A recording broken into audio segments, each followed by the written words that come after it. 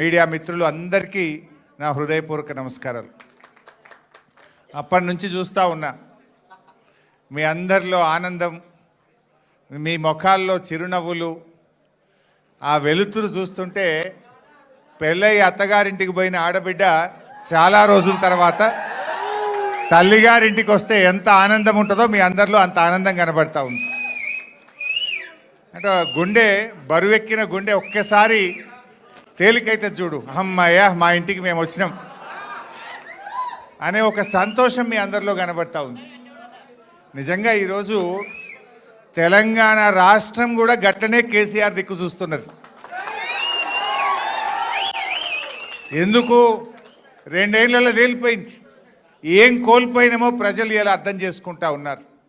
కేసీఆర్ అంటే ఒక నమ్మకం, కేసీఆర్ అంటే ఒక భరోసా, కేసీఆర్ అంటే ఒక భద్రత.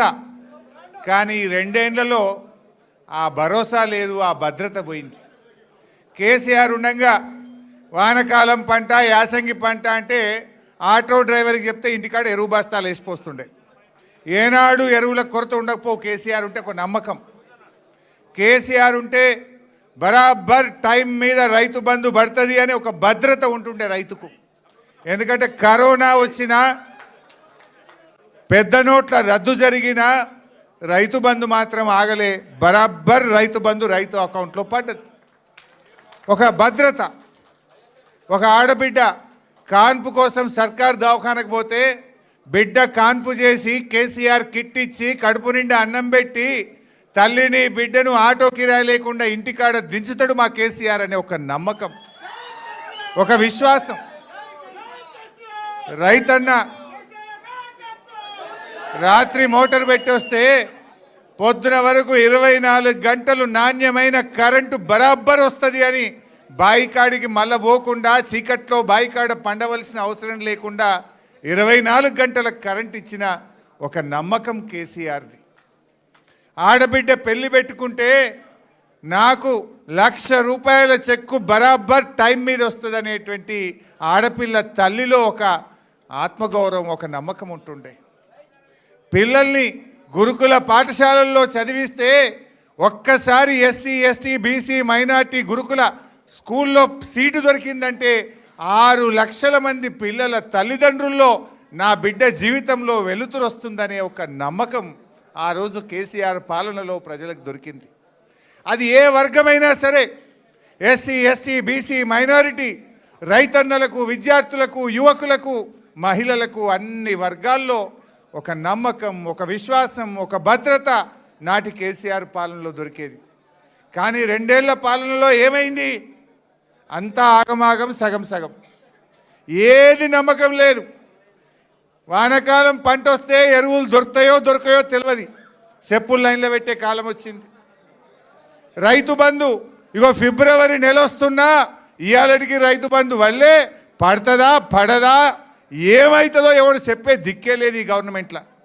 కేసీఆర్ ఉంటే డిసెంబర్లో రైతు బంధు పడుతుండే, ఇప్పుడు ఫిబ్రవరి నెల వచ్చినా ఇవాళకి రైతు బంధు పడే పరిస్థితి లేదు. గురుకుల పాఠశాలల్లో పిల్లలు లేస్తే ఏ రాత్రి ఏం ఫోన్ వస్తుందో అని తల్లిదండ్రులు అరచేతిలో రాత్రిపూట ఫోన్ వస్తే భయపడే పరిస్థితి ఏర్పడ్డది. ఏడ విష ఆహారమో, ఎక్కడ పిల్లలకు వాంతులైనాయో, జ్వరమైందో, పిల్లలు దవాఖానలో పడ్డారు. రోజు ఏదో ఒక గురుకుల పాఠశాలల్లో పిల్లలు ఆసుపత్రుల పాలవుడు, ఎలకలు కొరుకుడు, కరెంటు షాక్ కొట్టుడు, కుక్కలు గరచుడు, ఇదే పని అయిపోయింది దవాఖానల పరిస్థితి. గురుకుల పాఠశాలల పరిస్థితి చూస్తే గవర్నమెంట్ దవాఖాన పోతే కేసీఆర్ కిట్టు లేదు, మందులు లేవు, అంతా మళ్ళీ నేను రాను బిడ్డో సర్కారు దవాఖానకు అనే పరిస్థితి ఇలా ప్రభుత్వ ఆసుపత్రుల్లో ఏర్పడ్డది. పిల్లల ఫీజు రియంబర్స్మెంట్ కేసీఆర్ గారు ఉండగా ప్రతి సంవత్సరం 20 లక్షల మంది పిల్లలకు, ఎస్సీ, ఎస్టీ, బీసీ, మైనార్టీ పిల్లలకు సంవత్సరానికి 2,000 కోట్ల రూపాయలు ఫీజు రియంబర్స్మెంట్ పైసలు బరాబర్ ఇచ్చిండు కేసీఆర్. 9.5 ఏళ్ల కేసీఆర్ గారి ప్రభుత్వం 19,500 కోట్ల ఫీజు రియంబర్స్మెంట్ డబ్బులు ఇచ్చింది. ఈ రేవంత్ వచ్చిన 2 ఏళ్లలో ₹1 కూడా ఫీజు రియంబర్స్మెంట్ వస్తలేదు. 20 లక్షల మంది పిల్లల చదువులు ఆగం చేసిండు. 20 లక్షల ఎస్సీ, ఎస్టీ, బీసీ పిల్లలకు ఫీజు రియంబర్స్మెంట్ రాక కాలేజీలు సర్టిఫికెట్లు ఇయ్యక ఆ పిల్లల చదువులు మధ్యలో ఆగిపోయే పరిస్థితి ఏర్పడ్డది. అంటే మొత్తం ఒక అభద్రత, ఒక భయం, ఎరువులు దొరుకుతాయో దొరకయో, పిల్లలు కాలేజీల్లో ఏమైపోతారో, పిల్లలకు ఫీజు రియంబర్స్మెంట్ వస్తుందా రాదా ఎప్పుడు వస్తుందో తెలియదు, రైతు బంధు వస్తుందా రాదా ఎప్పుడు వస్తుందో తెలియదు, గొర్రెల పంపిణీ జరుగుతుందా జరగదా తెలియదు. ఏది గౌడన్నలు చెట్ల మీదకి వెళ్ళి పడితే 2 ఏళ్ళ ఈ గవర్నమెంట్ వచ్చి ఇవాళకి ₹1 ఇవ్వలే, ఒక్కరికి సాయం చేయలే. ఏది కూడా ఒక నమ్మకం లేకుండా పోయింది. అందుకే నేను అన్నది, ఇవాళ రమేష్ బీఆర్ఎస్లో చేరితే మీలో ఎప్పుడెప్పుడు బీఆర్ఎస్లో పోదామని మీరందరూ రమేష్ మీద ఒత్తిడి పెట్టి పోదాంపా తల్లిగారింటికి అన్నట్టు ఎట్లా తీసుకొచ్చిండ్రో, ఇవాళ తెలంగాణ ప్రజలు కూడా ఆ నమ్మకం కోసం, ఆ భద్రత కోసం ఇవాళ కేసీఆర్ గారి వైపు చూస్తున్నారు. ఎందుకంటే ఆ నమ్మకం ఉండే కేసీఆర్ ఉంటే గుండె మీద చేసుకొని హ్యాపీగా ధైర్యంగా మా రైతన్న వ్యవసాయం చేసిండు కేసీఆర్ పాలనలో. ఇవాళ ఏమైంది? అరే బిడ్డ పెళ్లి చేద్దాం, ఒక 10 ఎకరం అమ్ముదామంటే కొనేటోడు ఉన్నాడా? ఊర్లలో కొనేటోడు ఉన్నాడా? అరే మీ స్టేషన్ కన్పూర్లో, మీ వర్ధన్నపేటలో కో అంటే కోటే, ఎకరం అంటే కోటికి తక్కువ లేకుండే. ఇప్పుడు కోటి కాదు కదా, ఎవడు మరి కూడా చూస్తలేడు. చూస్తున్నారే రాజేందర్? ఎవడు చూస్తలేడు. అంత ఆగం జగన్నాథం అయిపోయింది రాష్ట్రం. అందుకే ఇవాళ ప్రజలు మళ్ళీ కేసీఆర్ రావాలి అని అందరూ ఇవాళ కేసీఆర్ వైపు చూస్తున్నారు. ఇది సంకేతం. ఆరు రమేష్ తల్లిగారింటికి రావడం అంటే ఈ రాష్ట్రంలో కాంగ్రెస్ మళ్ళీ గెలవదు, ఈ రాష్ట్రంలో బీజేపీకి స్థానం లేనే లేదు, మళ్ళీ కేసీఆర్ రావాలి అనడానికి ఈ జాయినింగ్ అనేది ఒక సంకేతంగా మనం భావించవచ్చు. నాకు తెలిసి ఇంకా ఏడాది పోతే కాంగ్రెస్ వాళ్ళు లైన్లు కడతారు, కానీ ఎవరిని తీసుకునేది ఉండదు. ఈ కాంగ్రెస్ దొంగల్ని తీసుకునేది ఉండదు. ఎందుకంటే మనం ఇలా అసలైన ఉద్యమకారులు, కార్యకర్తలు, మీలాంటి నాయకులు ఇలా కేసీఆర్ నాయకత్వంలో మనందరం కూడా కలిసి పనిచేద్దాం.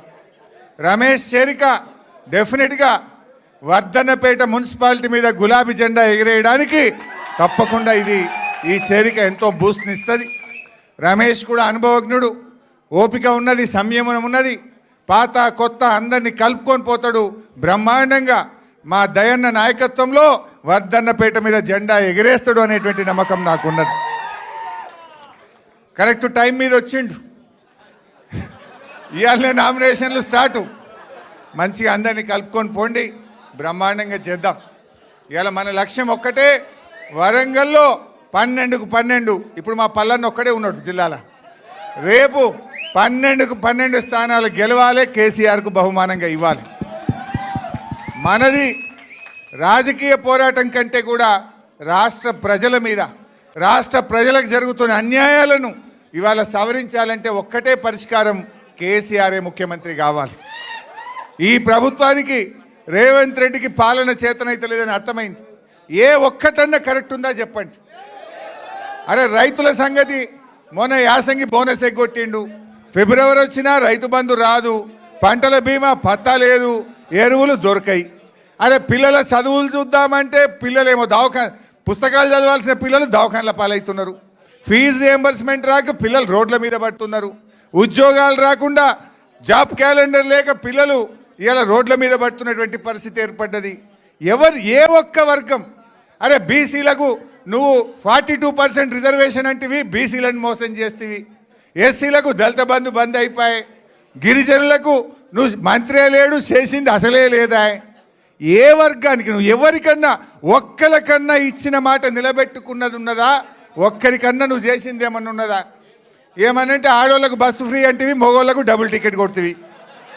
నువ్వు చేసింది ఏముంది? ఆడవాళ్ళకు ఫ్రీ అంటివి, వాళ్ళకి డబుల్ కొట్టిండా లేదా? మగవాళ్ళకి డబుల్ చేస్తే ఆడికాడికి అయిపోయాయి. నువ్వు చేసింది ఏమున్నది? ఇవాళ దయచేసి అందుకే మనం కూడా ఈ రాష్ట్రం మళ్ళీ ఒక భరోసా కావాలి. ఈ రాష్ట్రానికి ప్రజలకు ఒక నమ్మకమైన నాయకుడు మళ్ళీ కేసీఆర్ను ముఖ్యమంత్రి చేయడం కోసం మనందరం కూడా కలిసికట్టుగా పనిచేద్దాం. మళ్ళీ బీఆర్ఎస్ ప్రభుత్వాన్ని తెచ్చుకొని ఈ రాష్ట్రం మళ్ళీ దేశానికి మార్గదర్శకంగా, ఈ దేశానికి ఆదర్శంగా, ఈ దేశానికి దిక్సూచిగా నాడు కేసీఆర్ ఎట్లా నిలిపిండో మళ్ళీ కేసీఆర్ నాయకత్వంలో తెలంగాణ గర్వపడే విధంగా, తెలంగాణ ముందుండే విధంగా కేసీఆర్ నాయకత్వాన్ని తెచ్చుకోవడానికి కలిసిమెలిసి కృషి చేద్దాం. జై తెలంగాణ. అందరూ ఒక్కసారి గట్టిగా అలసిపోయినట్టు జై తెలంగాణ.